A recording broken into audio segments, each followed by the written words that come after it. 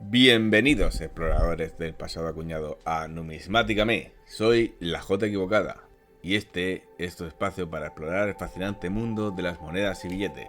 Si te apasiona la numismática, quieres aprender más sobre su historia y valor, o simplemente disfrutar de la belleza de estas pequeñas obras de arte, has llegado al lugar correcto, donde cada moneda y billete cuenta una historia. ¿Listo para un viaje lleno de descubrimiento? Aquí exploraremos juntos la historia detrás de cada pieza, desentrañando sus secretos, rarezas y valores. Prepárate para emocionarte con cada hallazgo en Numismáticame. Hoy, en Numismáticame, viajamos a la España de la Segunda República, en donde se imprimió nuestro billete de 10 pesetas, concretamente en el año 1935. Nuestro billete fue un testigo mudo del final de esta república y de la polaridad que dividía esta nación durante muchas décadas.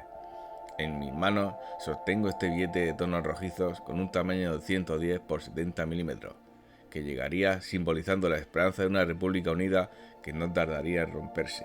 Mirando de cerca nuestro billete, apreciamos en su anverso el busto de una mujer que representa la república, de pelo suelto y coronada con una corona mural.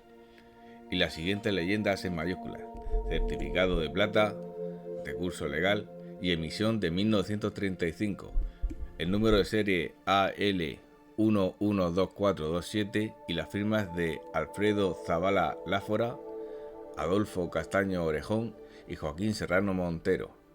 En la parte inferior indica el impresor: Bradbury Wilkinson and Company, Inglaterra. En el reverso solo lleva el valor de la emisión, 10 pesetas, y la leyenda Banco de España.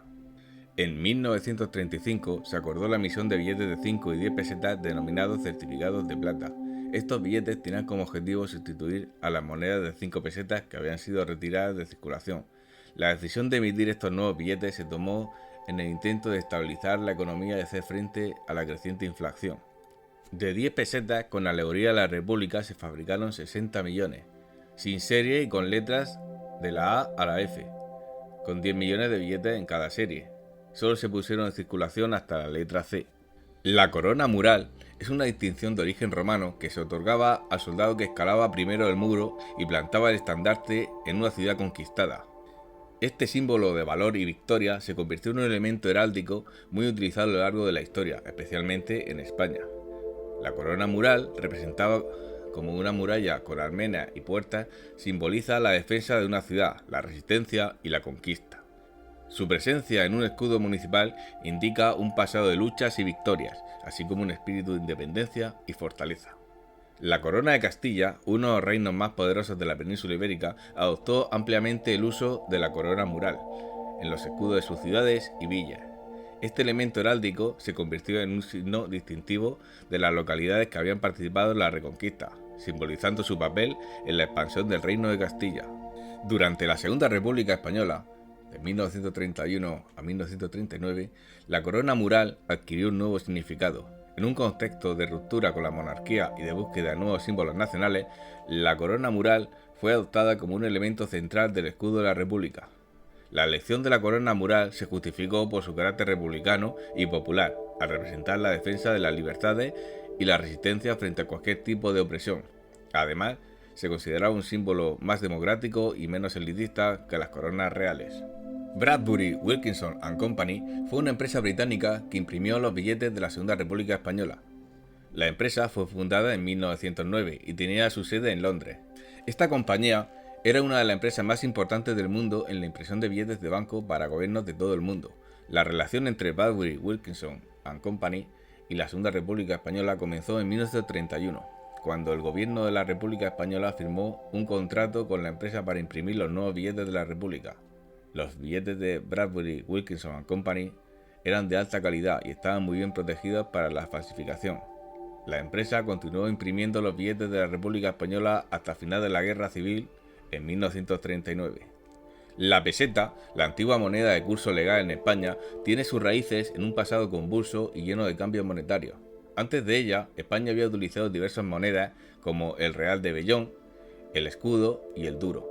La necesidad de una unidad monetaria estable y de acuerdo con los estándares internacionales llevó a la creación de la peseta en 1868 durante el gobierno provisional tras el derrocamiento de Isabel II. A lo largo de su existencia, la peseta experimentó diversas reformas y cambios, reflejando los avatares históricos de España. Su valor se vio afectada por guerras, crisis económicas y políticas y sufrió devaluaciones en varias ocasiones. Sin embargo, la peseta se convirtió en un símbolo de la identidad nacional española y fue utilizada durante más de un siglo. Finalmente, con la llegada del euro y la integración de España en la Unión Europea, la peseta fue sustituida en 2002, poniendo fin a una era y marcando el inicio de una nueva etapa en la historia monetaria española. La Segunda República Española, instaurada en 1931 tras la caída de la monarquía de Alfonso XIII, fue un periodo de profundas transformaciones políticas, sociales y económicas en España. Sin embargo, este periodo estuvo marcado por una gran inestabilidad y polaridad política que desembocó en la Guerra Civil. En 1931, tras las elecciones municipales que dieron un contundente triunfo a las fuerzas republicanas, se proclamó la Segunda República. El gobierno provisional, presidido por Niceto Alcalá Zamora, impulsó una serie de reformas liberales como la separación de la Iglesia y el Estado, la reforma agraria y la ampliación de derechos individuales. La Constitución de 1931, de carácter democrático y progresista, estableció un sistema político basado en el sufragio universal y la soberanía popular. En las elecciones generales de julio de 1931, tras la proclamación de la Segunda República, el Partido Socialista Obrero Español, liderado por Francisco Largo Caballero, obtuvo una importante victoria dentro de la coalición republicano-socialista. El nuevo gobierno, presidido por Manuel Azaña, se propuso consolidar las reformas iniciadas por el gobierno provisional, con el objetivo de modernizar y democratizar el país. Durante los años 1931 y 1932, el gobierno republicano llevó a cabo una serie de medidas reformistas de gran calado, especialmente en los ámbitos educativo, laboral y militar. En el ámbito educativo, se promovió una profunda laicización del sistema. Se construyeron miles de escuelas públicas, se impulsó una enseñanza laica y mixta y se intentó reducir la influencia de la Iglesia en la educación.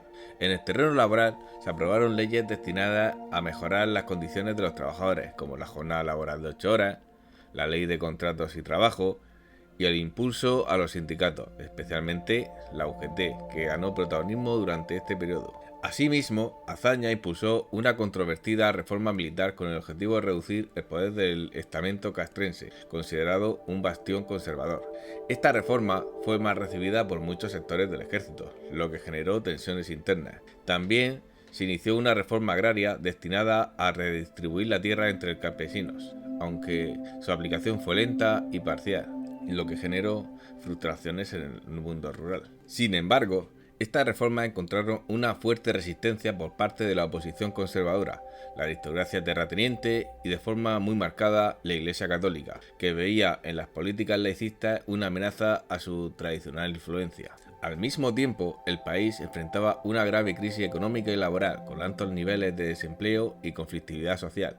La polarización política crecía y en agosto de 1932 tuvo lugar un intento de golpe de Estado liderado por el general José Sanjurjo, conocido como la Sanjurjada, que fracasó, pero evidenció la creciente fragilidad de la joven república. En este contexto, las tensiones sociales y políticas no dejaron de aumentar, marcando el inicio de un periodo de inestabilidad que caracterizaría los siguientes años. Las elecciones generales de noviembre de 1933 supusieron un giro inesperado en el panorama político de la Segunda República. Por primera vez en la historia de España, las mujeres pudieron ejercer el derecho al voto, lo que amplió significativamente el electorado. El resultado favoreció a las fuerzas conservadoras, siendo la CEDA, Confederación Española de Derechas Autónomas, lideradas por José María Gil Robles, el partido más votado, aunque no tuvo mayoría absoluta. Ante la negativa del presidente de la República, Niceto Alcalá Zamora, de encargar a Gil Robles la formación de gobierno, se optó por un ejecutivo liderado por Alejandro Lerroux, del Partido Radical. Este nuevo gobierno adoptó una orientación más moderada y conservadora, frenando muchas de las reformas sociales, laborales y educativas que habían caracterizado el bienio anterior. A lo largo de 1933 se empezó a desmantelar parte de la legislación laboral progresista y se paralizó el impulso de la reforma agraria, lo que generó inquietud entre las clases trabajadoras y el movimiento obrero. Este cambio político marcó el inicio del llamado bienio conservador, que estaría caracterizado por una creciente polarización social y política. En 1934, La tensión política y social en España alcanzó un punto crítico. La entrada de 3 ministros de la CEDA en el gobierno de Alejandro Lerroux fue vista por la izquierda como una amenaza directa a la República, al considerar que se estaba permitiendo la influencia de una fuerza cercana al autoritarismo. Como respuesta, se organizó una huelga general convocada por la Alianza Obrera, una plataforma que unía a socialistas, comunistas y otros sectores de la izquierda. La protesta tuvo especial intensidad en Asturias, donde se transformó en una auténtica insurrección obrera. Mineros y trabajadores se alzaron en armas, tomaron fábricas y ayuntamientos y proclamaron una especie de poder revolucionario local. El gobierno respondió con una fuerte represión, enviando al ejército, incluido un destacamento de la Legión, bajo el mando del general Franco. La insurrección fue sofocada tras 2 semanas de intensos combates, dejando cientos de muertos y miles de detenidos. Estos acontecimientos profundizaron la polarización política en el país. La izquierda, duramente golpeada, comenzó a reorganizarse y a buscar una estrategia común para frenar el avance conservador, lo que sentó las bases para la creación del Frente Popular meses después. En 1935, la inestabilidad política se acentuó en España. El gobierno de Alejandro Lerroux, sostenido con el apoyo parlamentario de la CEDA, comenzó a desgastarse debido a diversos escándalos de corrupción, entre ellos el conocido como el extraperlo, que afectó directamente al Partido Radical. Este escándalo deterioró la imagen del gobierno ante la opinión pública y provocó una ruptura entre Lerroux y la CEDA, debilitando aún más el Ejecutivo. Mientras tanto, la presión de la CEDA para obtener más poder dentro del gobierno aumentaba, exigiendo aún mayor participación ministerial, lo que generó tensiones entre las fuerzas conservadoras y moderadas. La falta de estabilidad impidió al gobierno llevar a cabo una política coherente y la situación económica y social seguía siendo precaria, con un creciente malestar entre obreros y campesinos por la paralización de las reformas. Ante este clima de crisis, el presidente de la República, Niceto Alcalá Zamora, optó por disolver las Cortes en diciembre y convocar nuevas elecciones para febrero de 1936. Durante ese año, la izquierda comenzó a reorganizarse y se sentaron formalmente las bases de una amplia coalición, el Frente Popular. En las elecciones generales de febrero de 1936, el Frente Popular, una coalición de fuerzas de izquierda y centroizquierda, obtuvo una clara victoria electoral, respaldada principalmente por las clases populares, los sindicatos y organizaciones obreras. La derrota de las derechas generó una fuerte reacción entre sectores conservadores, militares y eclesiásticos, que veían en el triunfo del Frente Popular una amenaza para el orden social y los valores tradicionales. Manuel Azaña fue nombrado nuevamente presidente del gobierno y poco después presidente de la República. El nuevo gobierno impulsó rápidamente un paquete de medidas que incluía la amnistía para los presos encarcelados tras la Revolución del 34, la reactivación de la reforma agraria, la devolución de tierras ocupadas a campesinos y la restauración del Estatuto de Autonomía de Cataluña. Estas medidas generaron entusiasmo entre sus partidarios, pero también una creciente alarma entre las élites económicas, los sectores conservadores y una buena parte del ejército. A lo largo del primer semestre de 1936, la polarización política se intensificó. Se sucedieron huelgas, ocupaciones de tierra, atentados y enfrentamientos callejeros entre grupos de extrema derecha y extrema izquierda. El asesinato del teniente José Castillo, miembro de la Guardia de Asalto vinculado a la izquierda, y en represalia al asesinato del líder monárquico José Calvo Sotelo por miembros de la Fuerza de Seguridad, aceleraron la descomposición del orden republicano. Finalmente, el 17 de julio de 1936, una parte del ejército colonial se sublevó en Melilla, y el 18 de julio la rebelión se extendió a diversas guarniciones peninsulares. El golpe de Estado, impulsado por los altos mandos militares como Emilio Mola, José Sanjurjo y más tarde Francisco Franco, fracasó en muchas zonas clave, donde la resistencia obrera y popular impidió el control rebelde. Esto no supuso el fin del conflicto, sino el inicio de una sangrienta guerra civil. La contienda dividió al país en 2 zonas, la republicana, leal al gobierno constitucional, y la sublevada, bajo el control militar. Ambos bandos recibieron apoyo extranjero. Los sublevados contaron con la ayuda de la Alemania nazi y la Italia fascista, mientras que la República recibió apoyo de la Unión Soviética y de las brigadas internacionales. España se convirtió así en el escenario de una lucha ideológica y militar que anticipaba, en parte, los conflictos que estallarían pocos años después. Ya me despido, amigos numismáticos, y recuerda, dale al like si os ha gustado el contenido y seguidme para continuar conociendo este fascinante mundo. Hasta pronto y un saludo desde Numismáticame.